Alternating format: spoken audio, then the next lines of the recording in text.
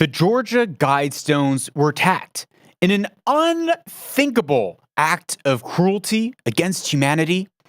The protectors of Mother Earth, the globalists, and the New World Order of lawlessness band together, making a joint statement on this issue.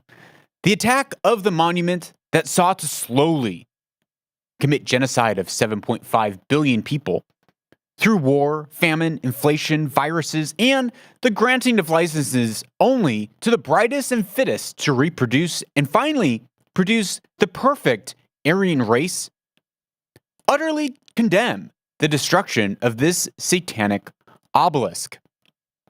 They go on and say, "We know this was the working of the one and only Nazi Donald Trump. And if not directly by him, then he probably paid the farmers in the Netherlands to destroy the obelisk. Regardless," they say, "it is clear that farmers are the greatest threat to society as they feed people. And we at the Humanism and Reason Institute have decided that all humanity is inherently good, which makes them very, very bad, which is why we put up and published our plans to destroy this plague of humanity to nature in the Guide to Humanity in Georgia," unquote. The Mother Earth spokesperson went on waxing eloquence about how hunger is a good thing as it causes the poor to work hard and it is the greatest form of equality in the world. Because global poverty, if everyone is equally dead from starvation and war, then there will be no more war, unquote. The Vice President of the United States also weighed in on the destruction of the Georgia Guidestones, commenting by saying there is a significance to the passage of time. And everyone stopped paying attention after that. CNN was also jolted by the news that the destruction of their propaganda portal was destroyed. They were so shook to their core that they decided to become committed to journalism again, stating, quote, "We now have lost our communication to the spherical plane through the satanic monument that we had now no choice but to become a news outlet that does journalism instead of satanic propaganda," unquote. As the ley lines and waning power of child sacrifice across America begins to crumble, the pro-sacrifice politicians become even more emboldened as they hang on for dear life, stating, quote, "Most all the nations on the earth either fully restrict or largely restrict abortion.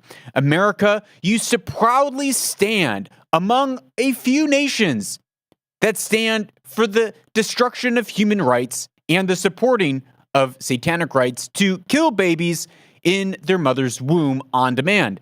We used to stand alongside of countries like the great North Korea and China in its ability to kill babies at free will. But it is clear we are now finding our moral bearings again as a nation, and that must be stopped," unquote. Now, of course, you're probably wondering what the celebrities of America is saying about the destruction of the Georgia monument. Well, Rihanna, Cardi B, and Greta Thunberg all made public statements in a joint public statement saying, quote, "I don't know what the Georgia Guidestones were, but clearly if Alex Jones wanted them destroyed, they must have been humanity's last hope.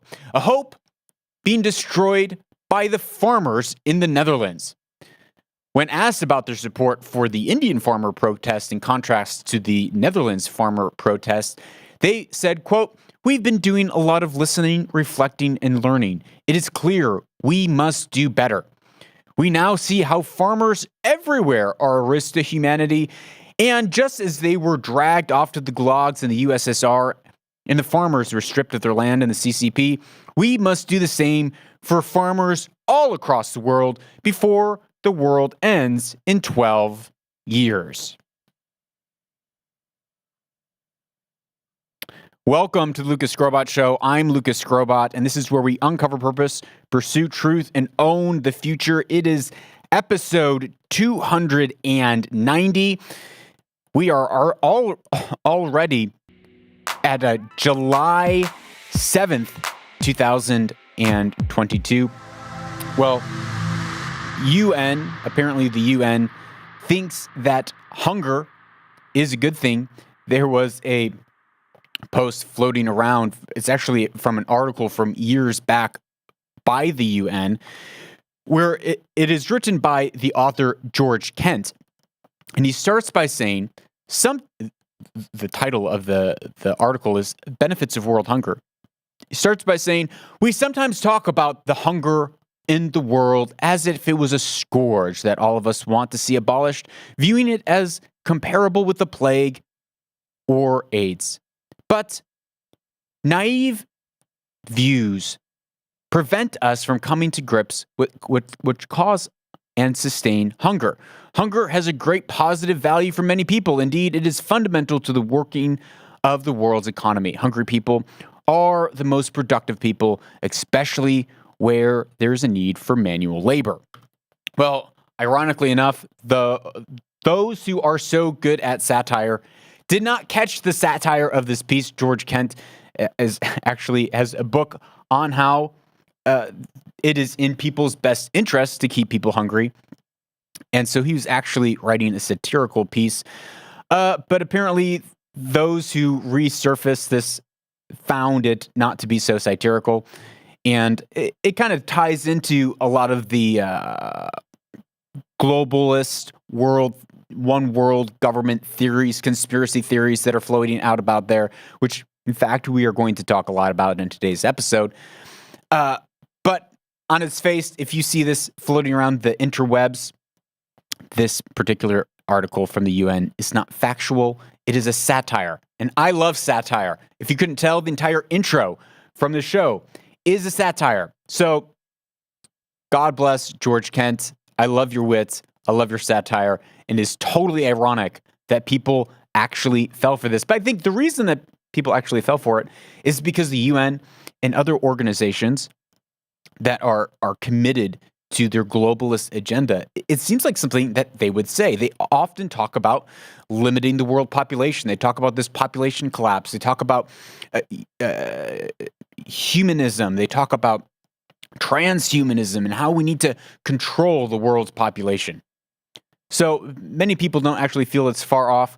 I actually think that I love Kent's work as far as this article, but at least the intro goes. I know he's making the argument that it is capitalism that keeps people hungry, but history proves quite otherwise. It's actually capitalism, the free market, people being able to work for themselves and negotiate their labor. That has led to more people being pulled out of poverty than ever before. And those things, the foundations of that thought, that if you work, you get the rewards of your labor, and that if you don't work, you don't get food. The foundation of those thoughts are Judeo-Christian worldview, Judeo-Christian beliefs that come from the Bible. So capitalism has its roots in monotheistic Abrahamic faith. And that is why it has been so successful worldwide versus what the new world order, the new liberal world order, which is really just a new phrasing for communism and socialism and Marxism and redistribution of wealth so that we can all be on an equal playing field. Well, the equal playing field that we will all be on is being this close, millimeters away from starvation on a worldwide level. That is what happened in the USSR when they seized the land from the farmers and they threw them all into the gulags. No one knew how to farm. And so it was a man-made famine. That's what happened in the CCP with the Cultural Revolution, where the Chinese government took the land away from the landowners and the farmers, and they redistributed the land, but all the produce had to go to the government. It caused a man-made famine. Tens of millions of people died. Well, in the intro, we talked about these Georgia Guidestones. Oh, man.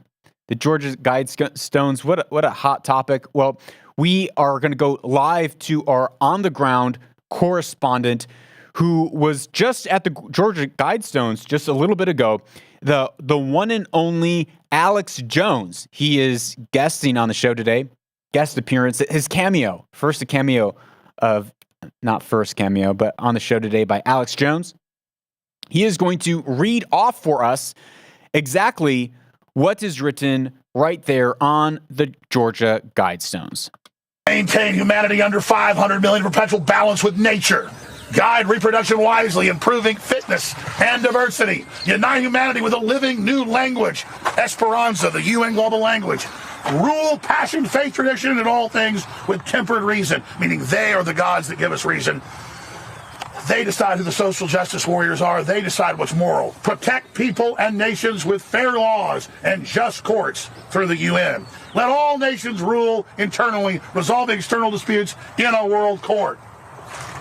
All of it's doublespeak. Avoid petty laws and useless officials.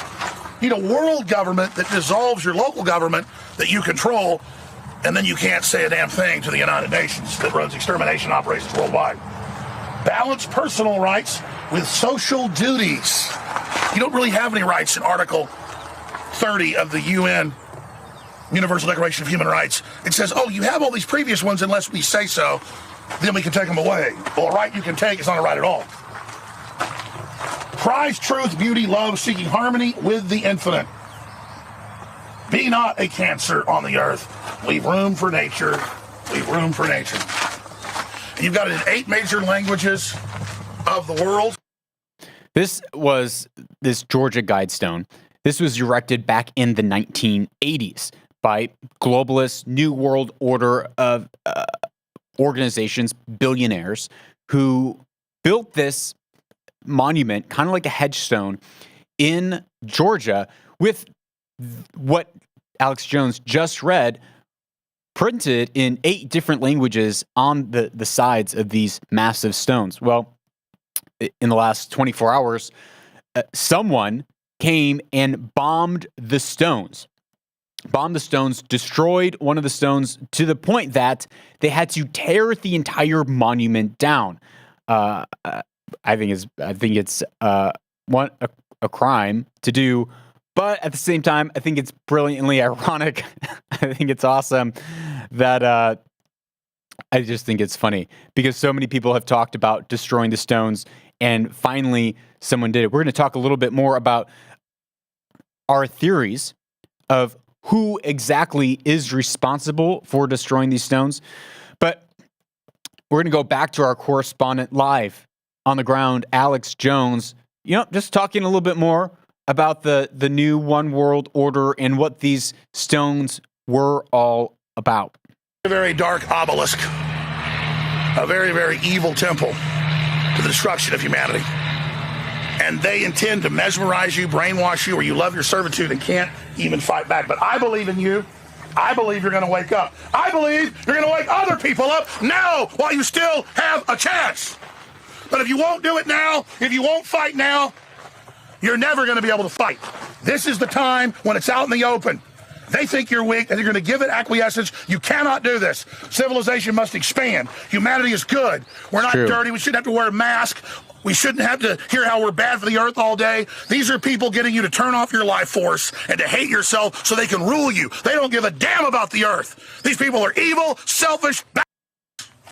Alex, you seem very emboldened by what's happening here at this monument. Can you at least maybe take a step back, Alex, and give us some history on where this worldview comes from? What is the beginning seed in history of people thinking that we should limit our population, that we should control humanity through eugenics, that there are some who are elite and worthy to live and some who are not. Here's Alex Jones. This is a little bit of a lengthy clip, but he actually breaks down a lot of great historical precedent and historical history that really brings us to the modern day where a lot of the thought and the language around what a globalist is, or the New World Order is, or eugenics is, why these thoughts are prevalent in so much of society and why people are fighting so hard against it. Alex. Plato, 2,300 plus years ago, the modern father of eugenics and so much more, saying there's too many people, we need to depopulate because humans are crushing the breast of Mother Earth. And then Malthus, 270 years ago, 250 years ago, saying we should kill the poor, we should spread disease, and we should pack them into tiny little coffin-like apartments in London. There's too many people.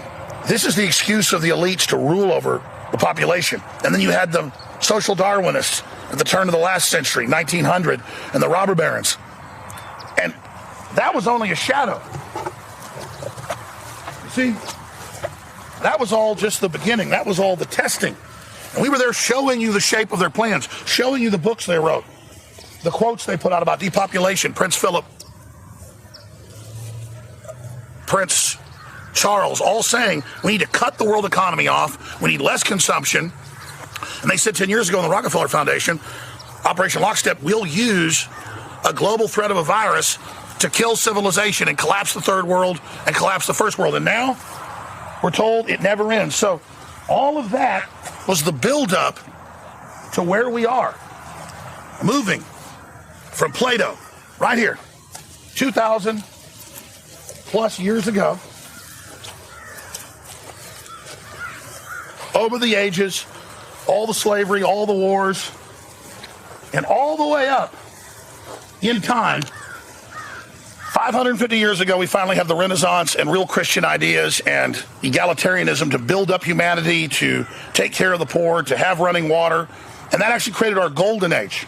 But they're deciding to go back to what Plato wanted. And that's where we are. We're not in the shadow of this anymore. We're not in the planning phases. We're now in the future with those evil visions of the past now manifesting in the year 2020. We're now 0 hour. And Klaus Schwab and the UN, the Davos Group, all admit that their plan is to be the guardians of the galaxy. They'll decide who lives and dies. This is a UN temple, a UN shrine. Maintain humanity under 500 million in perpetual balance with nature. That is the history of Malthusian thought. Comes from all the way from Plato, that man really is a scourge on the breast of Mother Nature, and that we are nothing but a virus on the earth. And so these thoughts evolved over time to be brought to some of its full conclusions, which we saw in the early 20th century, the turn of the 19th, 20th century, with socialist, Marxist, Engels ideology that says we are nothing but a sack of chemicals. If you are nothing but a sack of chemicals, then there is no such thing as morality. There's no such thing as God. It is all materialism. And if the world is all materialism, then who is to say that there is something that is moral or immoral? Who is to say that a baby in its mother womb should be protected?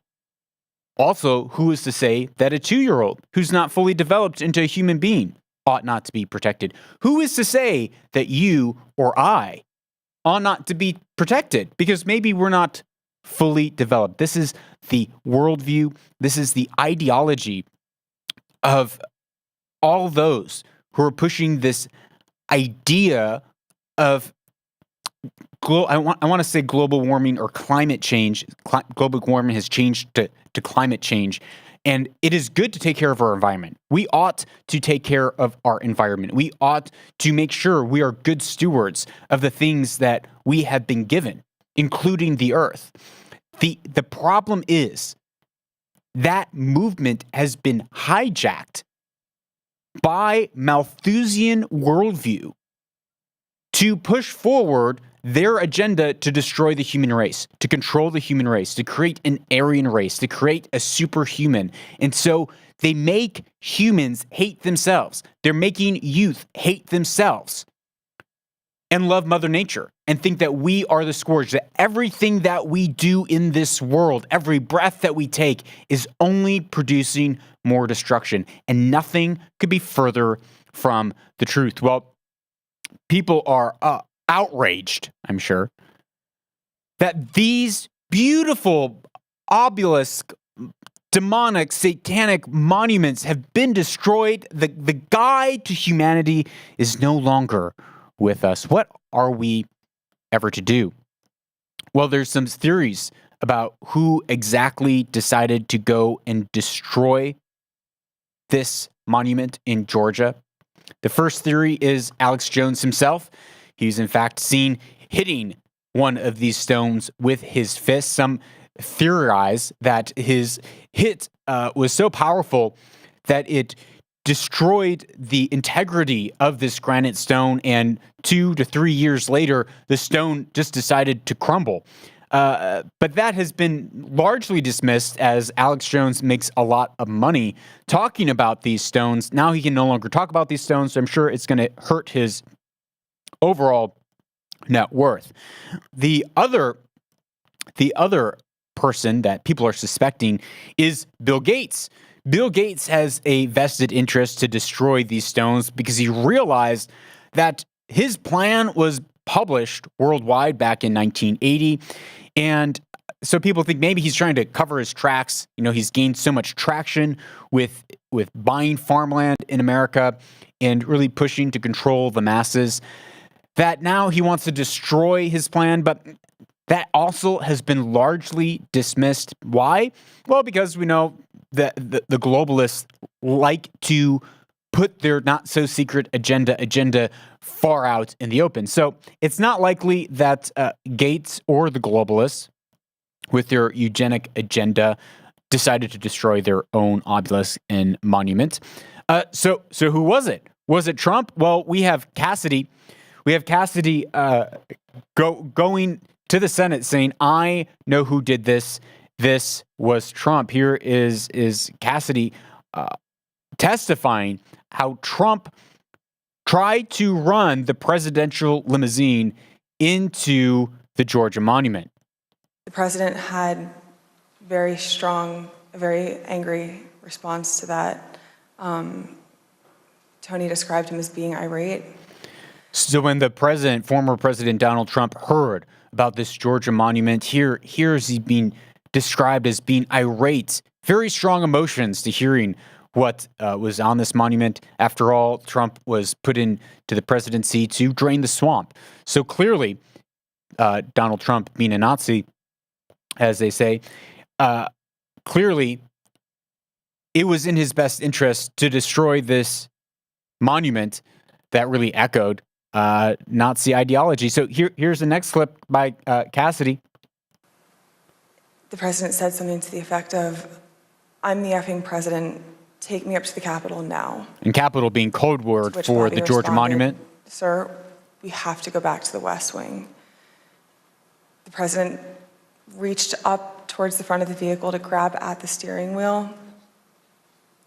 Mr. Engel grabbed his arm, said, "Sir, you need to take your hand off the steering wheel. We're going back to the West Wing. We're not going to the Capitol." So there it is. It could have been former President Donald Trump trying to steal the presidential limo to run in and crash into the obelisk. We are still looking for footage to confirm if that is true. Obviously, that is also satire, as that is her testifying about the date that cannot be mentioned on Instagram or YouTube, or your content will get flagged. So I won't even mention the infamous date of American history. But again, people don't think that is it. I personally think that it could be the farmers protesting in the Netherlands. But upon further research, digging around the internet, searching the dark web of BitChute, I found this comment, and I am certain that we here on the show have solved the mystery of who destroyed the Georgia monument. It is none other than Mike, 1956 is his handle, Mike1956. He says, quote, I think I'm going to form a group dedicated to destroying this monument to conformity. Well, Mike, 1956, you have won. You have achieved your goal. Well, as he said, it's probably really just the Dutch farmers in the Netherlands who are destroying the world. Right now, if you're not familiar with the story, it's not getting as much airtime as I suspected it would get, as I think that it ought to get. But the Netherlands government recently passed laws and restrictions against farmers, essentially restricting emissions of nitrogen oxide from farm animals and manures. This is from Reuters.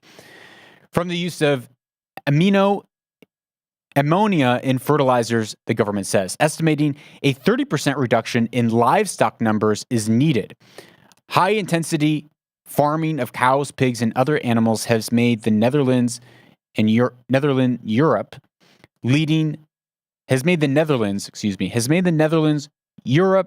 leading emitter of the substances. Construction and traffic also contribute. Dutch and European courts have ordered the Dutch government to address the problem. Farmers say it's not fair.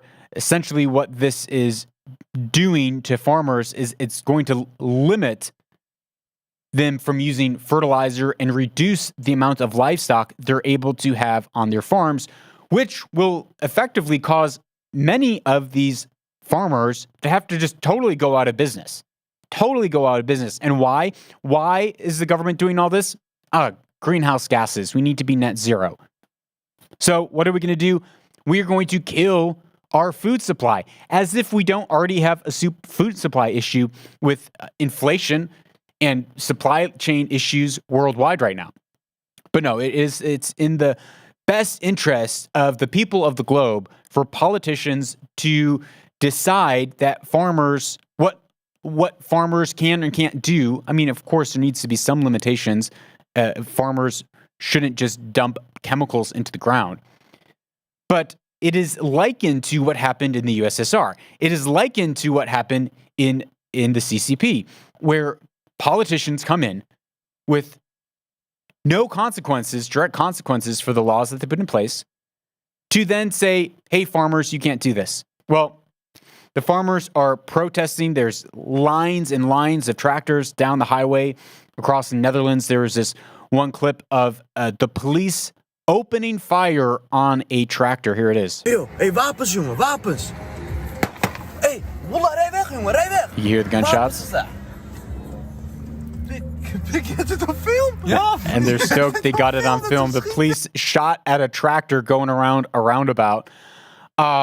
Man, I remember just last year when the Indian farmers were protesting, and they were protesting against laws that the Indian government was making. And the Indian farmers protested and began to demand that there was equal pay or set prices for their food to be bought at, their grains to be bought at, to give them guarantees and assurances. And I remember the entire world blowing up. Remember Greta Thunberg and Rihanna, the rest of the world. It was just hashtag everything, support the farmers, no food.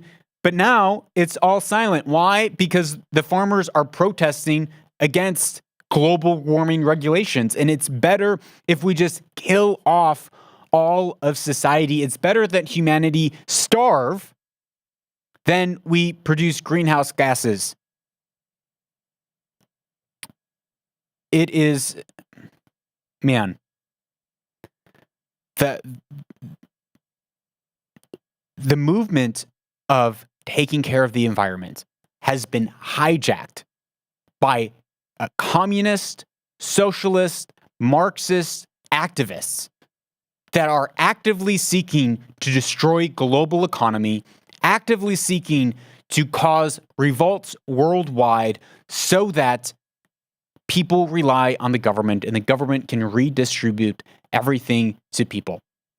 But it always turns out in global famine, every place, or national famine, every place that these ideologies have taken root. And I just find it so ironic that just a year ago, people were fighting, standing in solidarity, everyone posting their fists in solidarity with the farmers in India. But now, as it goes against the Green New Deal, the world is going to end worldview, it is crickets. So speaking of India government is being sued by Twitter for taking down some of Twitter's posts because the Indian government has policies that state you are not allowed to post, certain political misinformation.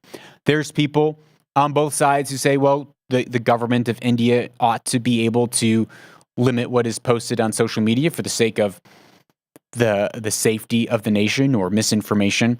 And then there's the other side that, well, this is infringement upon free speech.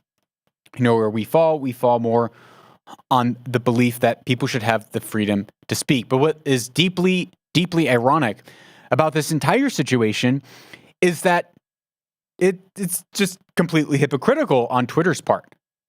Twitter is saying, hey, Indian government, it's not fair that you have a policy saying what people can or cannot post, and we ought to have freedom of speech to post what we want to on our platform. Freedom of speech ought to be all right. At the same time, they have policies where they say, hey, Jordan Peterson, hey, Ruben, you are not allowed to say certain things on Twitter. If you do, we are going to censor you and we are going to take your posts off Twitter. It's deeply ironic. It's deeply hypocritical. Here's a platform that supposedly is standing for free speech, and they're suing the Indian government for not standing or not allowing free speech, while at the same time, Twitter feels like they ought to be able to enforce their policies when it comes to their accepted speech, saying that calling someone by their biological gender before they have a surgery is somehow hate speech. It's absolutely absurd and asinine. Here is Dr. Jordan Peterson commenting on how he was taken off of Twitter and how he ain't never going back. And I'm not taking down that tweet or acknowledging that my tweet violated the Twitter rules. Up yours, woke moralists. We'll see who cancels who. Twitter's a rat hole in the final analysis, and I have probably contributed to that while trying to use, understand, and master that horrible, toxic platform. No doubt I owe some apologies for that, and I'm trying to learn, but it's a relief in some real sense to be banned. And I regard it under the present conditions as a badge of honor. Well, that was from Daily Wire. Daily Wire just signed Jordan Peterson to be on their platform, which deeply grateful for Jordan Peterson. Ruben apparently reposted a link to Peterson's post saying he was deplatformed. And now Ruben is being kicked off because he mentioned what was happening on Twitter. It's absolutely asinine. It's absolutely ridiculous, especially when you look at the hypocrisy of Twitter suing the Indian government for withholding their policies, and yet Twitter feels like they ought to withhold their own policies in the limiting of speech. And it's just completely hypocritical. Yeah, that makes sense. In a post-truth society where we've exchanged truth for lies and reason for postmodern irrationality, the truth and the absurdities finally make sense.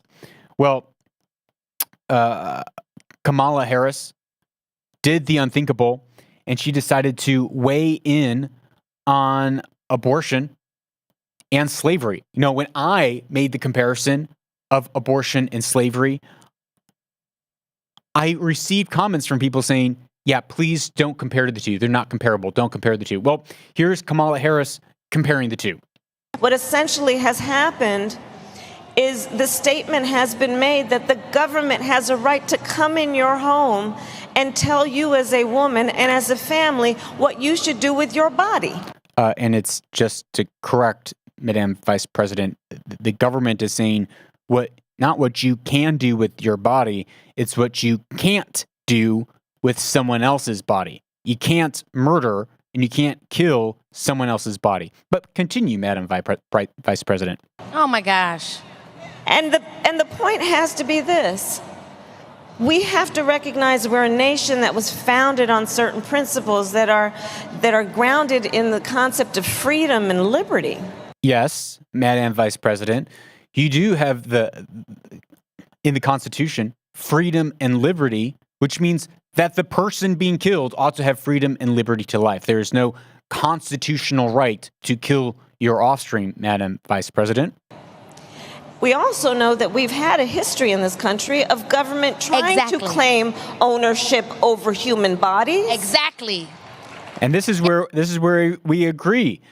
The government had laws where slave owners had the legal right to have ownership over human bodies. Just like we used to have a law, Roe v. Wade, that permitted, it made it that states must enable and must offer abortion services, that it might not be illegal. Saying that the state has the right to kill a human body, saying that mothers somehow have some special right to kill their offspring, just like somehow white slave owners had some special right to own black slaves if they had plantations. That's the correct equivalence, because both are oppression of people who are suffering the consequences, which is the baby and the slave. But of course, Madam Vice President is referring to something else. Yes, that is right. And we had supposedly evolved from that time and that way of thinking. So this is very problematic on so many levels.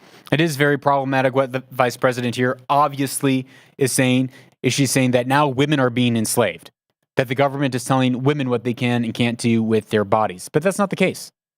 The government is saying, one, the states can decide what laws are in place to protect the born, unborn, or not protect the unborn. So that's one. And two, what's happening is the states are saying and deciding whether or not a person can legally be killed. Well, the evil knows no bounds when it comes to this side, what people are willing to do. Of course, there's the endless argument that, well, you're not really pro-lifer, you're just a pro-birther, you just care about babies when they're inside the womb, not when they're outside the womb. But if someone tries to care for babies outside the womb, it's totally shut down and it's barred as well.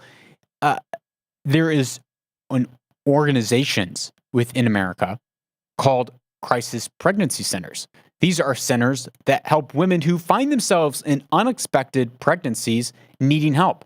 And they provide help, financial aid, financial services, adoptive services for these women. And they walk with them, they give them finances, they give them resources, they give them baby formula, they give them diapers for women who find themselves in unexpected pregnancies. Well, apparently, according to the Native American Elizabeth Warren from the great state of Massachusetts, she believes that helping women in crisis is incredibly evil. Senator Warren also taking aim at pregnancy crisis centers. Here in Massachusetts, these so-called crisis pregnancy centers outnumber genuine abortion clinics by 3 to 1. She says women walk into the centers believing they'll get abortions. Instead, they try to talk women out of it. She calls it a bait and switch. They are giving it over to people who wish them harm. And that has to stop. We need to put a stop to that in Massachusetts right now. One, the evil knows no end. And the blatant lie that volunteers, these people are not getting paid. they are volunteering in pregnancy centers to help women who find themselves in unexpected pregnancies, to help them in their situation. They are being accused by the senator that these people wish them harm, seek to do them harm. I mean, the turning of evil and making it good and making it evil on a societal level, that is truly, truly dark and truly destructive.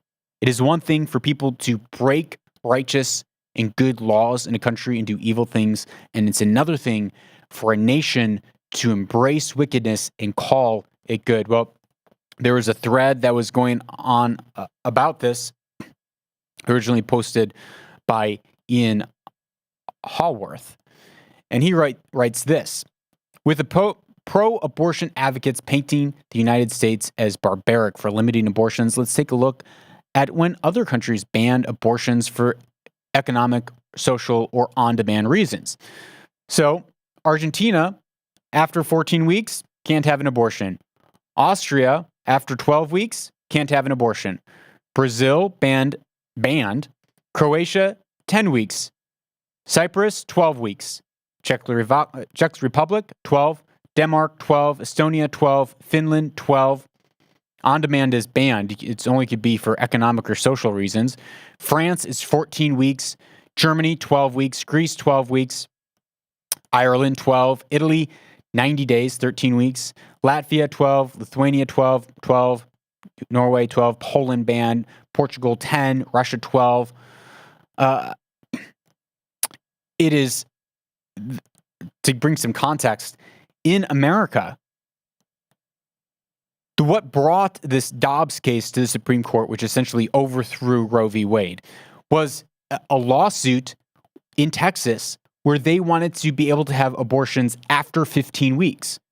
And the state of Texas said, no, you can't have it after 15 weeks. You can have it before 15 weeks still. It's still in our laws, but you can't have it after 15 weeks. And that which is what led to it being totally overthrown and saying that Roe v. Wade is unconstitutional. Well, the majority of the world believes that there is no such thing. You should not be able to have abortion on demand. And here he says, excluding risk to the mother's health or life, rape, fetal impairment, or social and economic reasons. Now, I would say some of these nations have exceptions to rape, fetal impairment, or social economic reasons. Not all of these nations, but virtually all of these nations, if it's an ectopic pregnancy or if it's some crazy situation where it's apparent that the life of the baby won't make it or the mother won't make it, then they do have access to abortion, when really abortion is the intentional killing of a child. If you are seeking to save the child's life and save the mother's life, at 23 weeks, we now have the technology to have a viable baby. A baby is viable at 23 weeks. They can live outside the mother's womb without the mother's help at 23 weeks. Happens quite often. So even when you look at the mother's health, that often is something that's used when they talk about late-term abortions, when you can deliver the baby and you can still have the baby. Well, he goes and lists virtually every other nation on the earth, starting with A, going through and ending with C. We're not going to read it all here on the show. But that is to say that most rest of the world has actually a sane view on when life begins. A sane view. Most every other nation in the world. Well, there was a talk about how many other nations in the world allow abortion on demand, as is still legal in many parts of America. California, New York, you can still have an abortion. Colorado, Illinois, these are still quote unquote safe havens for the murder of innocent babies.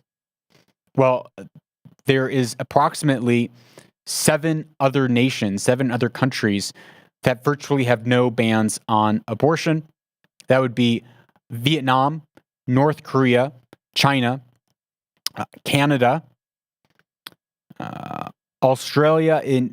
It's structured more like in America, where each state, well, in Perth, in Australia, there are pretty much abortions upon request up to 24 weeks. And that is most of them. And then America is one of them. Singapore, Netherlands. Those are the nations. So Canada, China, Netherlands, North Korea, Singapore, the United States, and Vietnam. Pretty much on demand. This is a small handful of nations in the world, and I am glad to see that America is finally regaining their moral balance. I am 4th of July week this week, proud to be an American. Proud that there are states that are standing up for righteous and justice and for the life of the unborn. Well, this show is brought to you by listeners like you. This is a value for value podcast, which means if you get value out of the show, we ask that you would give value back to the show in the measure that you got it out. Whatever that value is, that's up to you. You can give value back to the show by donating your hard cold Bitcoin or Ethereum on platforms like, by listening to platforms like Sphinx, where you can give your Satoshis or Bitcoin as you listen and as you stream, or you can give your hard cold fiat by visiting lucasgrobot.com/support, and you can give value in the measure that you got value out of the show. We thank you for everyone who gives to the show to keep this show going. Without you, it really would not be possible. So thank you to everyone who supports the show, who listens to the show, who shares the show. Deeply grateful for your generosity and your attention. Don't go away. We'll be right back with our closing Weaver and Loom segment.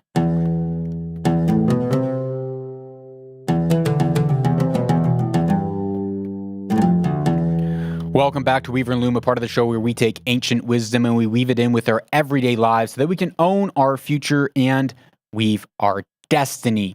Today, we don't really have a quote, just more of a thought. When I think about this segment, Weaver and Loom, and where the ideas for this came from and what this segment is all about, I thought it would be worth to kind of visit that, as it's a bigger framework that plays into our life. When I think of a weaver at his or her loom, you think of the loom, and if the loom is crooked, if the framework that you're viewing the world through is crooked, when that carpet comes out of the loom, it won't lay flat. It won't lay straight. It won't be a good carpet. That our framework by which we view the world, the lenses that we view the world through, if they are warped, then we will have warped results.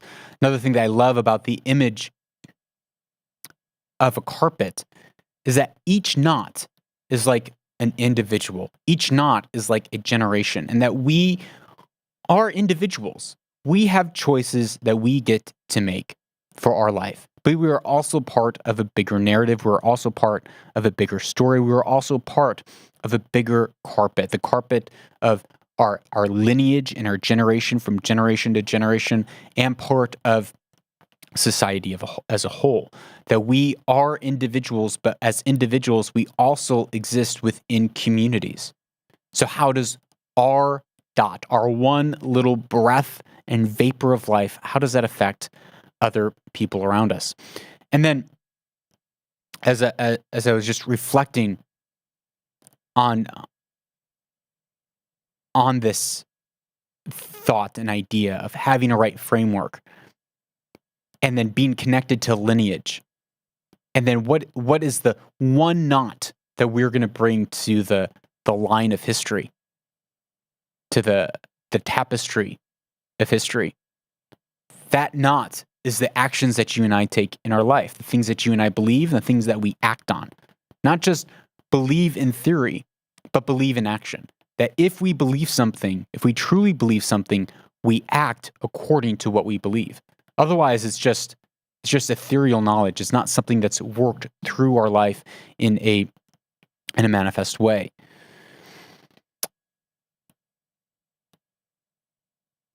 And as I've been reflecting on life, on growing older, not that I'm old, I'm actually quite young still. I'm just in my mid-30s. And I realized that really that's still pretty early on in the race of life. And what is more important, the starting or the finishing? It's the finishing. And there's many traps and snares along the way that can keep us from finishing well. There's many traps and snares that can cause us to lose our way, that can cause us to lose our sober-mindedness, that can cause us to fall into loose ways of thinking, or I want to use the word debauchery, but really it's becoming drunk with the words of the world that tickle our ears, being drunk with the thoughts of the world that comforts and soothes our hearts. But we are charged to be sober-minded, to be of a clear mind, to be aware, because there are snares that are set up for each and every one of us. And those snares really, really, really can totally take our lives out, destroy our lives, destroy our marriage. It's not how our marriage starts, but how it ends. You make it 30, 40 years and then you self-destruct on your marriage. It's still destructive to your kids, it's still destructive to your grandkids. And I know it happens. I know it happens for many different reasons, and there is healing and redemption on the other side of that. But it is worth saying that our families and that our sober-mindedness and that what we believe and how we live according to those beliefs are worth fighting for. Because we will be one little knot in the tapestry of history that our kids will attach to. And the way that we order our lives will affect the way that our kids order theirs, one way or another. So go out this week, remain sober-minded, be aware of the ideas that you are adopting, the actions that you are walking out, and the roots of where those come from so that you can really own your future. Well, thank you for listening to the show.